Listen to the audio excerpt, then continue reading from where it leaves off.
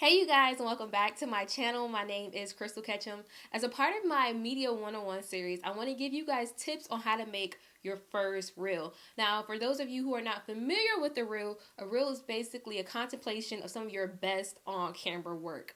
Now, this is important to have when you're applying for a job as an MMJ, anchor, or even a host. Your reel will give the casting director, news director, or even the producer an idea of how you look and sound on camera. So without any further ado, let's get into tip number one.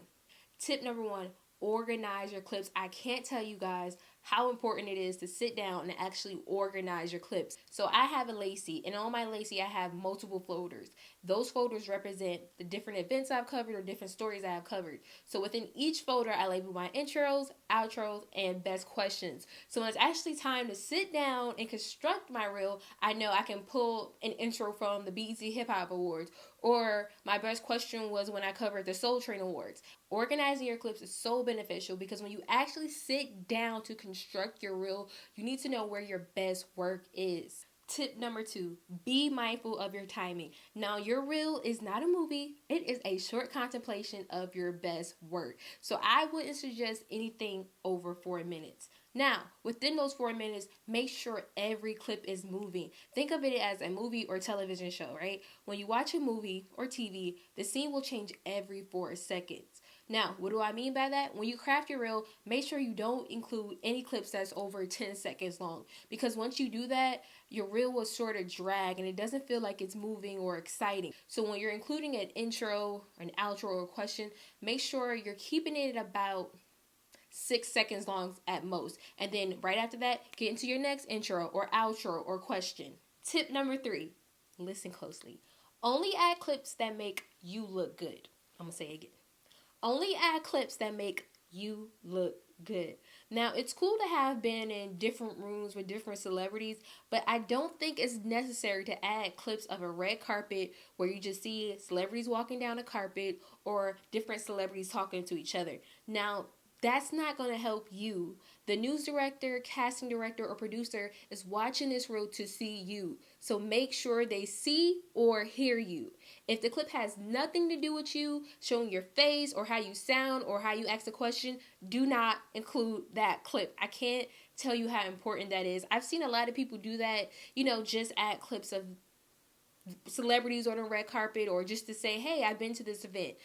That doesn't help. Remember, the casting director, news director, or producer is watching this clip to see you. Tip number four, look for inspiration. It is perfectly okay to say, look, I have no idea what I'm doing. I need help. I need guidance.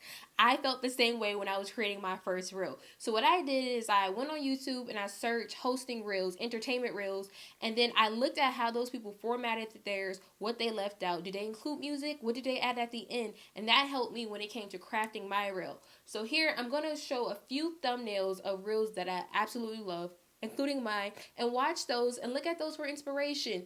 Ask yourself, did they include music? What did they include first? And also, how did they format their questions, their intros and outros? When you watch these videos for inspiration, look at it for its format. Tip number five, my last and final tip.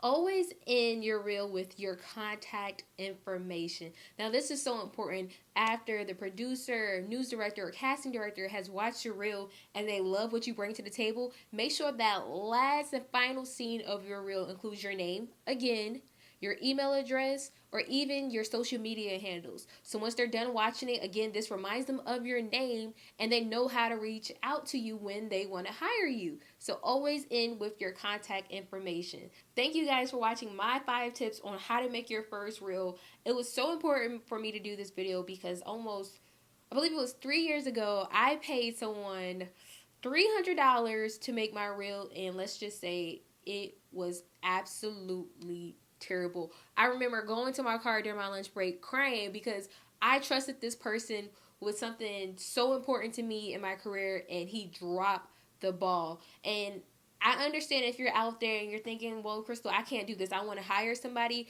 My advice to you is before you give them any type of down payment, make sure you ask them, hey, can I see previous reel that you've done? Can I see some of your previous work? Please don't do what I did and give somebody your money blindly because you saw something else they did that had nothing to do with a reel and you trusted them.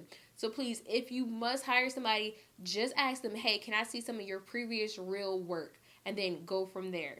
After watching this video and you're like, you know what, Krystal, I still need a little bit of help, please feel free to reach out to me. I will leave my contact information in the description below. I am always here to help. I remember how it felt when I was creating my first reel and I was gypped. I was so overwhelmed and just nervous. I wish I had someone to reach out to. Thank you guys again for watching. Don't forget to hit that like button below. And please share this video with some of your media friends. And if you want to see more of my Media 101 series, don't forget to hit that subscribe button below. And I'll see you guys in my next video. Bye.